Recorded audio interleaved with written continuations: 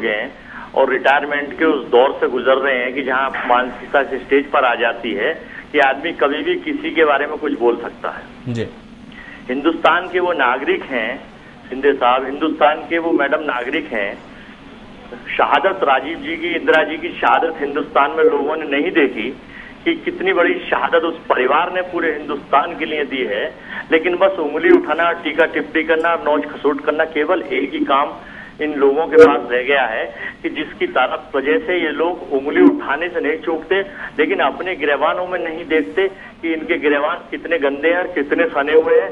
जब भी हिंदुस्तान की एकता का कोई मुद्दा आता है तो ठाकरे परिवार का कोई ना कोई सदस्य कुछ इस तरह की घटनाक्रम का अंजाम देता है कि वो अपने आप को ये दिखाता है कि पूरा हिंदुस्तान केवल महाराष्ट्र है और कोई प्रांत या 28-27 जितने प्रांत है वो कोई प्रांति नहीं है, वहां कोई हिंदुस्तानी नहीं बसता।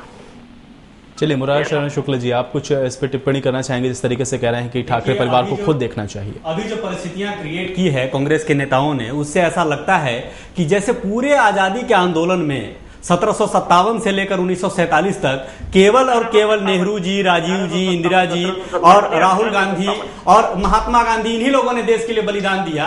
सारे जगहों पर, देश के सारे संस्थानों पर इंदिरा, नेहरू और राजीव के नाम, सारे योजनाओं पर इन्हीं के नाम।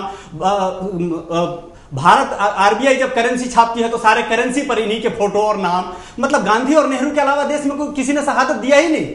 चंद्रशेखर आजाद भुला दिए गए, भगत सिंह भुला दिए गए, सुभाष चंद्र बोस भुला दिए गए, रास बिहारी बोस भुला दिए गए। इतने सारे लोगों ने जो देश के लिए बलिदान दिया, वो क्या शहीद नहीं थे? उनका बलिदान नहीं था? सारा का सारा बलिदान बस इन्हीं 4 लोगों ने दिया।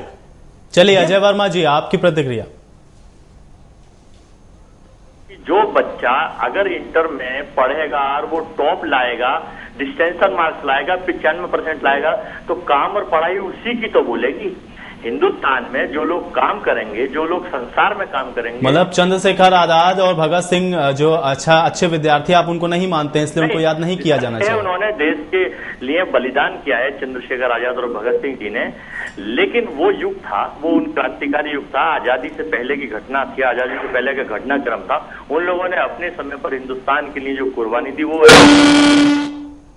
लेकिन इस परिवार ने, नेहरू परिवार ने, गांधी परिवार ने हिंदुस्तान के लिए, ये लोग कहते थे राजीव गांधी को जब कंप्यूटर लेके आए थे और ये बर्बाद कर देंगे, यही देश के बड़े बड़े नेता विपक्ष के कहते थे। आज वो सारे के सारे विपक्षी के नेता कंप्यूटर से अपने प्रगति को, अपनी पार्टी को, अपने संगठन को, अपने समाज को चला रहे हैं। थोड़ा सा मैं आपको रोकना चाहता हूँ, एक आधे मिनट मेरी बात सुनिए, मैं रोकना चाहता हूँ। कंप्यूटर लेकर राजीव गांधी भारत में आए और कंप्यूटर बहुत अच्छी चीज है, इंटरनेट बहुत अच्छी चीज है, तो मैं पूछना चाहता हूँ कि कपिल सिब्बल फेसबुक और ट्विटर को क्यों फिल्टर कर रहे हैं? अगर आपने उसको एक बार अच्छा माना तो आज दोबारा वो खराब कैसे हो गया? आप अपनी एक बिंदुओं पर रखिए, एक नीति पर रहिए। बार बार आप नीति बदलते हैं। कंप्यूटर को एक बार अच्छा कहते हैं तो आज फेसबुक, ट्विटर जब आपके खिलाफ खड़ा दिखाई दे रहा है, जब वो राष्ट्र के बारे में अच्छी बातें और सच्ची बातें कह रहा है, तो आप उसको न्यायालय के माध्यम से और कई अध्यादेशों के माध्यम से, पहले तो आप विधेयक लाकर उसको बैन करना चाहते थे, जब आपकी नीति सफल नहीं हुई और दुनिया भर में आवाज उठी आपके खिलाफ, तब आप अदालत और बाकी कानूनों के तिकड़म से इसको बंद करना चाहते हैं। ये देशभक्ति और ये देश का काम है क्या? आप बार बार जनता की आवाज दबाते हैं, कभी इमरजेंसी लागू करके, डिक्लेयर्ड तौर पे इमरजेंसी लागू करते हैं, कभी अघोषित रूप से इमरजेंसी लागू कर रहे हैं। जनता की आवाज को दबाना है कांग्रेस का पूरा शुरू से स्वभाव रहा है, शुरू से आदत रही है, और इसको आप देशभक्ति का कार्य कहते हैं। देखिए, कुछ फैसले देश हित में लिए जाते हैं, कुछ फैसले देश हित में लिए जाते हैं, वर्तकाल परिस्थिति और समय को ध्यान पर लेकर देश हित में फैसले नहीं लिए गए जी। मैं आपको बताता हूं, कपिल सिब्बल जब बात करने बैठे, फेसबुक के सारे अधिकारियों और ट्विटर, गूगल के सारे अधिकारियों से जब कपिल सिब्बल बात करने बैठे, बाहर तो प्रेस में उन्होंने कहा कि हम सारे ऑब्जेक्शनेबल कंटेंट को हटाना चाहते हैं, लेकिन जब टेबल पे बैठे तो उन्होंने केवल 2 लोगों की बात की, सोनिया और मनमोहन के बारे में जो आपत्तिजनक तस्वीरें और मैटर है वो हटाइए। ये सोनिया और मनमोहन ही देश है क्या?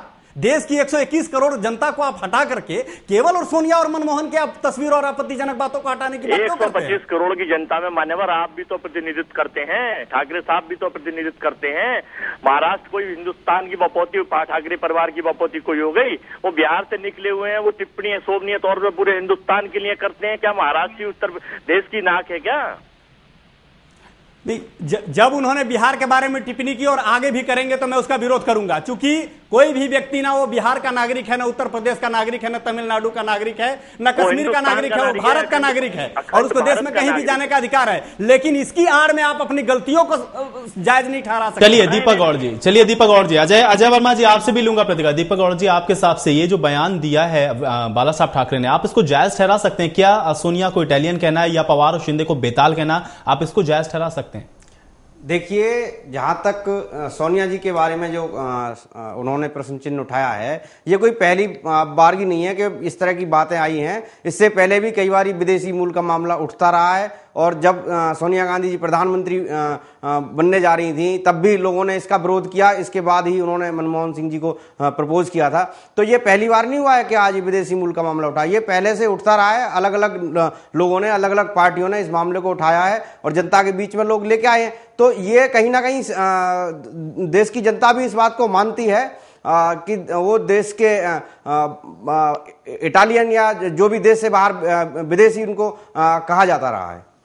लेकिन मैं एक बात अभी वर्मा जी की बात में मैं कहना चाहता हूं कि वर्मा जी अभी ये कह रहे थे कि जो लोग अच्छे मार्क्स लाते हैं, जो अच्छे अव्वल होते हैं, वो आगे आते हैं। लेकिन मैं वर्मा जी से पूछना चाहता हूं कि एक तरफ तो आप रोज संसद के अंदर कभी आप पदोन्नति में आरक्षण का विधेयक लाते हैं, कभी आप मुस्लिम आरक्षण का विधेयक लाते हैं, एक तरफ आप दूसरी तरफ आप करते हैं कि हम टैलेंट की बात करते हैं, जो टैलेंटेड व्यक्ति है उसको आप आगे ला रहे हैं। जब आप किसी को आरक्षित व्यक्ति को आगे ला रहे हैं, कांग्रेस की नीति हमेशा रही है आरक्षण देकर किसी भी आदमी को आगे लाना, तो फिर यहाँ टैलेंट की बात कहां से रही? इसी तरीके से जिस तरीके से आप पदोन्नति शिक्षा में आरक्षण दे रहे हैं, नौकरी में दे रहे हैं, उसी तरीके से आप सामाजिक कार्यों में और जो देश में जो करेंसी है, जो भी अभी शुक्ल जी ने प्रश्न उठाए, उन सब में आरक्षण ही तो चल रहा है एक तरह से गांधी परिवार का। अजय जी, आपकी प्रतिक्रिया। हेलो जी अजय जी, मेरे को आवाज मिस कर गई बीच में आप सब लोगों की। वर्मा जी, मैं ये कह रहा हूं कि एक तरीके से जो आरक्षण नीति देश में लागू है, उसी तरीके से देश के सिस्टम में गांधी परिवार का भी आरक्षण है और वही उसी तरीके से देश को चलाया जा रहा है। आवाज नहीं आ रही है, सॉरी, क्षमा चाहता हूँ, आपकी आवाज नहीं आ रही है। आवाज उनको शायद लग रहा है नहीं पहुंच पा रही, हो सकता है कोई टेक्निकल प्रॉब्लम हो। चलिए दीपक गौड़ जी, अब आप पूछ सकते हैं अपना सवाल। जी, मैं यही कहना चाह रहा हूं कि जिस तरीके से देश की जनता, जो देश की जनता पे आरक्षण सिस्टम कांग्रेस ने पिछले 60 साल से थोपा हुआ है और वो उसको बढ़ाती जा रही है। अब ये जो कांग्रेस है वो भी एक तरह से आरक्षण है देश के ऊपर, इसको आरक्षित कर दिया है कि भाई ये कानून जो बनाएंगे, जो थोपेंगे, वो ही हमें सहने पड़ेंगे। ये बिल्कुल आरक्षण नहीं है, योग्यता नहीं है। हेलो जी जी, ये बिल्कुल आरक्षण नहीं है मान्यवर मेरे काबिल दोस्त। योग्यता को किसी आरक्षण की जरूरत नहीं है।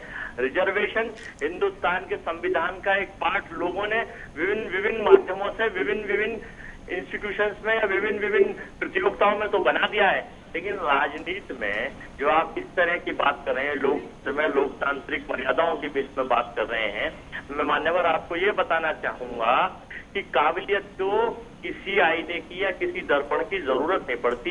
योग्यता अपना रास्ता खुद बना लेती है।